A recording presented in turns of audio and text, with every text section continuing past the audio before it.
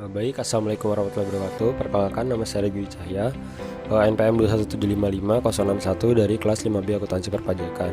Oke, di sini saya akan menjelaskan tentang materi akuntansi belanja, beban, dan persediaan.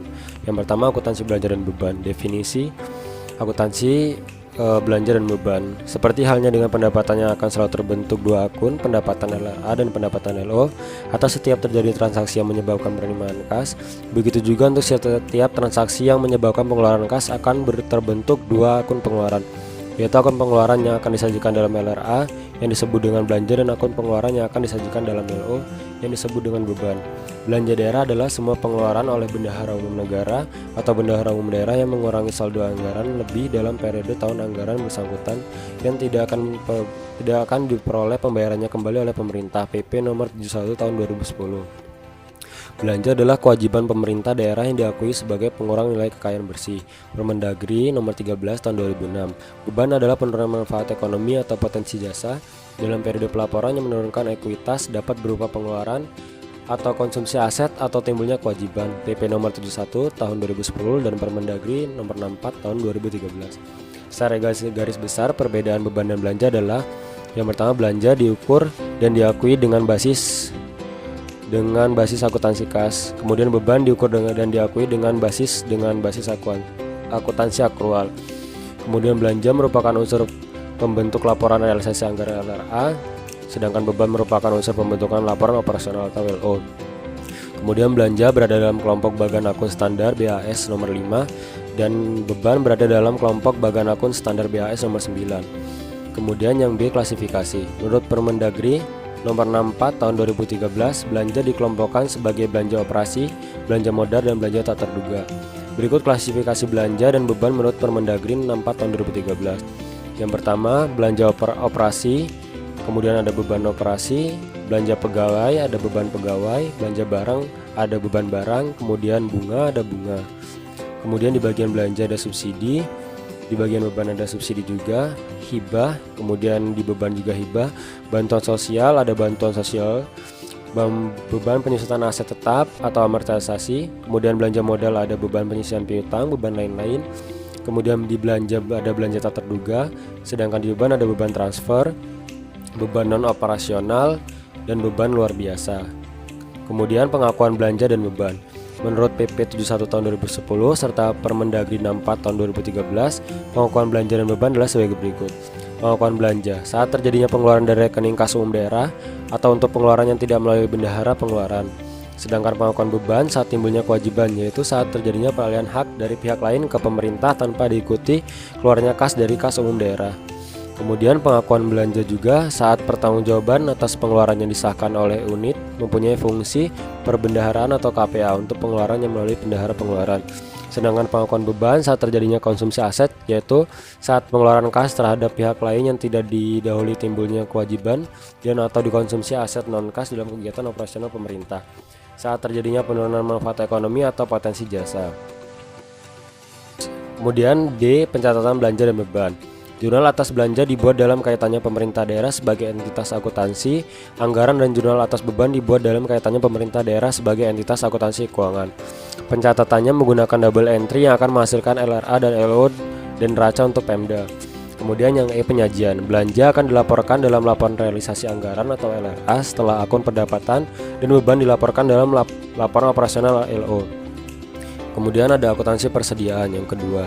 Yang pertama, definisinya yaitu salah satu aset lancar yang juga berperan penting untuk mendukung kelancaran aktivitas operasional dan proses pelayanan publik yang dijalankan oleh pemerintah daerah adalah barang persediaan. Oleh karena itu, pencatatan persediaan yang tertib mutlak diperlukan dalam rangka mewujudkan laporan keuangan yang akuntabel dan transparan. Menurut PSAP nomor 5 dalam PP 71 tahun 2010, persediaan merupakan aset lancar dalam bentuk barang atau perlengkapan atau supplies yang diperoleh dengan maksud untuk mendukung kegiatan operasional pemerintah, atau barang-barang yang dimaksudkan untuk dijual dan atau diserahkan dalam rangka pelayanan kepada masyarakat dalam kurun waktu 12 bulan dari tanggal pelaporan. Kemudian yang B, klasifikasi persediaan.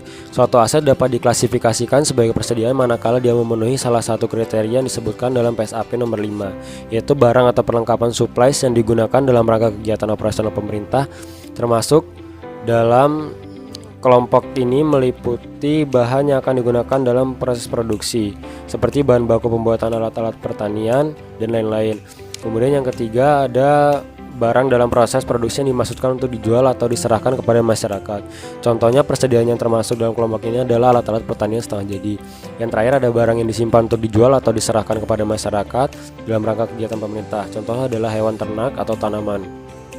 Klasifikasi persediaan menurut bagan akun standar akuntansi adalah sebagai berikut.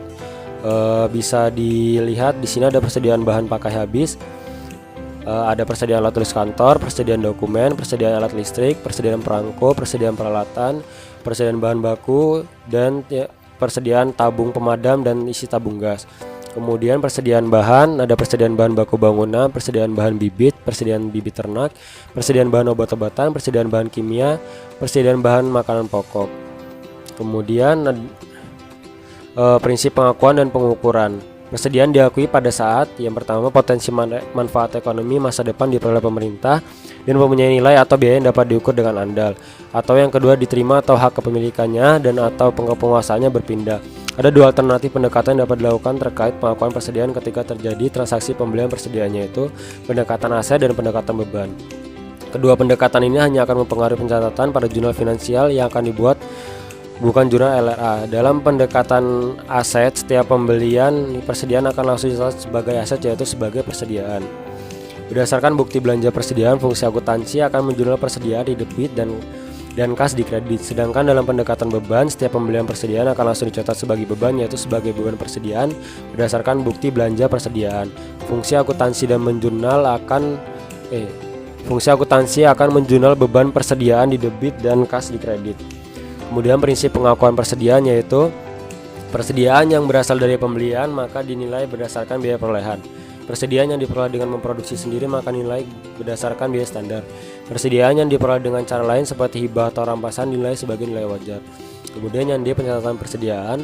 Pencatatan persediaan dapat dilakukan dengan penggunaan metode. Yang pertama ada metode periodik untuk jenis persediaan yang penggunanya sudah diidentifikasi seperti ATK, alat tulis kantor. Pencatatan dengan metode ini hanya dilakukan pada saat terjadi penambahan sehingga tidak mengupdate jumlah persediaan. Jumlah persediaan akhir diketahui dengan melakukan stack of name pada akhir periode. Dengan metode periodik, pencatatan dapat dilakukan dengan pendekatan aset atau dengan pendekatan beban. Kemudian yang B ada metode perpetual untuk jenis persediaan yang sifatnya continuous dan membutuhkan kontrol yang besar. Seperti obat-obatan, pada metode ini pencatatan dilakukan setiap ada persediaan yang masuk dan keluar, sehingga nilai atau jumlah persediaannya selalu terupdate. Jika pencatatan dilakukan dengan metode periodik, maka berdasarkan hasil stock of name, persediaan akhir periode perlu dilakukan jurnal penyesuaian agar nilai persediaan yang tersaji di neraca sesuai dengan nilai fisiknya dan beban persediaan yang disajikan dalam LO sesuai dengan beban atau nilai terpakai dari persediaan dalam periode pelaporan. Kemudian penyusunan jurnal penyesuaian juga tergantung pada pendekatan pengakuan yang digunakan, apakah pendekatan aset atau pendekatan beban. Untuk dapat mengetahui nilai persediaan yang akan dimasukkan dalam jurnal penyesuaian, maka perlu dilakukannya tertib administrasi dan pencatatan persediaan melalui kartu dan buku. Berikut adalah pencatatan dengan kedua metode tersebut. Yang pertama ada persediaan. Tanggal 1 November ada pembelian persediaan, kemudian kreditnya ada kas di bendahara penghasilan, kemudian ada debit di belanja persediaan dan kas dan kredit di estimasi peribagan sal. Kemudian 18 Desember 2015 pemakaian, di debit ada beban persediaan sebesar 45 juta dan di kredit ada persediaan. Kemudian 31 Desember 2015 penyesuaian akhir jika menggunakan metode periodik pendekatan aset. Yang pertama 1 November 2015 pembelian, debit ada persediaan dan kredit kas di bendahara pengeluaran. Kemudian debit belanja persediaan dan kredit estimasi peribagan sal. 18 Desember 2015 pemakaian, 31 Desember 2015 penyesuaian akhir tahun, yaitu ada debit di beban persediaan dan kredit di persediaan. Kemudian penilaian persediaan selama tahun berjalan, pengadaan barang persediaan yang sejenis seringkali dilakukan lebih dari satu kali pembelian. Harga barang sejenis tersebut sangat mudah berbeda antara satu pembelian dengan pembelian berikutnya. Ada metode, yaitu yang pertama ada metode FIFO, first in first out. Sesuai dengan namanya first in first out, maka yang pertama masuk adalah yang pertama yang keluar. Maka diasumsikan barang yang pertama keluar dari gudang dipakai merupakan barang yang pertama kali masuk gudang dan dibeli. Sehingga dengan metode ini barang yang pertama kali dipakai menggunakan harga pembelian pertama, begitupun sebaliknya. Kemudian yang kedua ada metode rata-rata tertimbang atau average. Dalam metode ini, harga pokok merupakan harga rata-rata dari keseluruhan barang yang dimiliki perusahaan, sehingga nilai persediaan dihitung juga berdasarkan harga rata-rata. Kemudian yang ketiga ada metode harga pembelian terakhir, apabila setiap unit persediaan nilainya tidak material dan bermacam-macam jenis. Kemudian yang terakhir, penyajiannya, persediaan dilaporkan dalam neraca dan dilengkapkan dengan catatan atas laporan keuangan atau CALK. Mungkin itu saja yang bisa saya sampaikan. Jika ada kekurangan saya mohon maaf. Kepada Allah saya mohon ampun. Saya akhiri. Wassalamualaikum warahmatullahi wabarakatuh.